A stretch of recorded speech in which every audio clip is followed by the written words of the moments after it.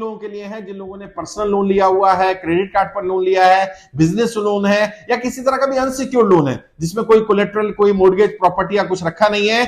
ऐसे लोग बिल्कुल भी परेशान ना हो।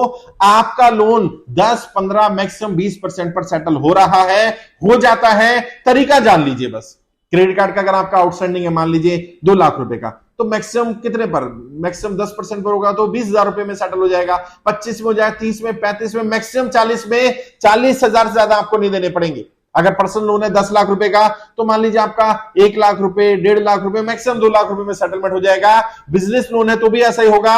अगर अनसिक्योर्ड लोन है तो आप बहुत आसानी से 10, 15, 20% पर सेटलमेंट करा सकते हो।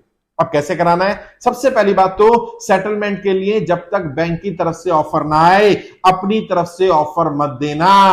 क्योंकि अगर आपने अपनी तरफ से ऑफर दिया कि मैं लोन सेटलमेंट करना चाहता हूं, मैं क्रेडिट कार्ड का अमाउंट सेटल करना चाहता हूं, तो ये माना जाएगा विलफुल डिफॉल्टर हैं। विलफुल डिफॉल्टर का मतलब है आपके पास पैसा था लेकिन आपने जानबूझ करके डिफॉल्ट किया। किसको?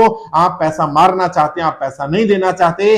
ऐसे केस में बैंक ज्यादा रियायत नहीं देता। अगर मान लीजिए आपका आउटस्टैंडिंग 2 लाख रुपए का है तो बैंक कहेगा ठीक है हम 20% छोड़ देंगे, 30% छोड़ देंगे। और कई लोग मान जाते हैं इस पर 20% पर, 30% पर, और वही बैंक एक दिन में नहीं बोलता।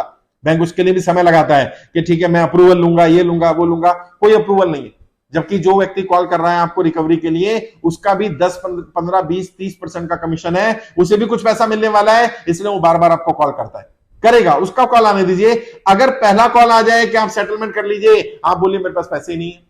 अगर वाकई आपके पास पैसे नहीं है, अगर पैसे हैं तो आप किस्त देते रहिए, लोन भरते रहिए। लेकिन अगर वाकई आपकी जेन्युइन स्थिति है, आप पैसे नहीं भर पा रहे, आपकी स्थिति खराब हो गई है, नौकरी छूट जाने, व्यापार बंद हो जाने, या किसी भी कारण से आज आपकी स्थिति नहीं रही कि आप अपना क्रेडिट कार्ड का आउटस्टैंडिंग दे सके, पर्सनल लोन का आउटस्टैंडिंग दे सके, बिजनेस लोन का आउटस्टैंडिंग दे सके, जो भी आपका अनसिक्योर्ड लोन है उसका आउटस्टैंडिंग दे सके, तो आप क्लियरली बोलिए मेरे पास पैसे नहीं है।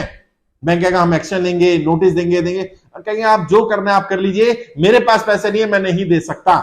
फिर क्या होगा? 2 बार 3 बार कॉल करने के बाद, हो सकता है वो आपको धमकी देने के बाद, हो सकता है किसी वकील का नोटिस भेज भी दे आपको। कोई बात नहीं, वकील का नोटिस आएगा, जवाब दे दीजिएगा मेरे पास पैसे नहीं, और अपना कारण लिखेगा कि जब मैंने क्रेडिट कार्ड लिया था, जब मैंने पर्सनल लोन लिया था, बिजनेस लोन लिया था, तब मेरी आर्थिक स्थिति अच्छी थी। अपने बारे में बताइएगा, अपने सिविल के बारे में बताइएगा, वर्तमान के बारे में बताइएगा, आज आपकी स्थिति क्यों खराब हुई। जवाब दे देंगे, कुछ नहीं कर सकते वो। बहुत ज्यादा होगा तो लोक अदालत का नोटिस आएगा, लोक अदालत चले जाना, जज साहब से रिक्वेस्ट कर लेना, जज साहब मेरे पास पैसे नहीं है।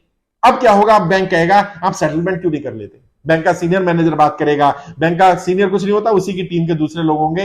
हो सकता है जिस रिकवरी एजेंसी को काम दिएगा उसका टीम लीडर हो, उसका मैनेजर हो, वो बात कर ले, भाई साहब आप सेटलमेंट कर लो, मैं बहुत अच्छा ऑफर दे दूंगा।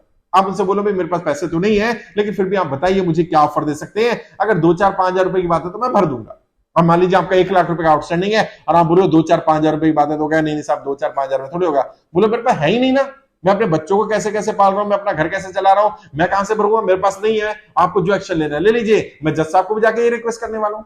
फिर वो कहेगा नहीं 2, 4, 5 हजार नहीं, आप मैक्सिमम बताओ कितना जा सकते हो। तो आपने मैक्सिमम 10% से ऊपर नहीं जाना। जब आप 10% पेड होगे तो वो 20% पेड जाएगा, नहीं आपको इतना देना है। फिर आप आराम से बार्गेन करके 15%, 18%, मैक्सिमम 20% पर सेटलमेंट कर लेना।